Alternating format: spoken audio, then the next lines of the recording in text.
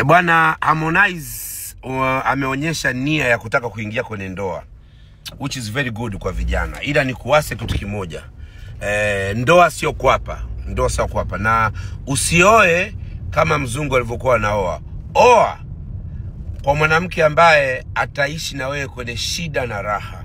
Mtume Muhammad sallallahu alaihi wasallam anasema an-nikah min sunnati faman raghiba min sunnati falaysa minni. Ndoa ni sunna yangu, mwenye kuifuata yuko na mimi, na asiyefuata hatakuwa na mimi.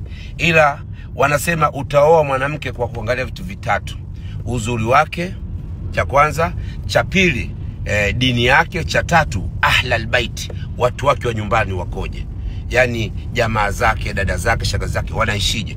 Usije ukaoa kwa kufuata matamanio. Mtangulize Mungu kabla hujaingia kwenye ndoa. Sisi kaka zako tulimtanguliza Mungu kabla kuingia kwenye ndoa. Fanya hivyo utakuja kunishukuru mdogo wangu. Lakini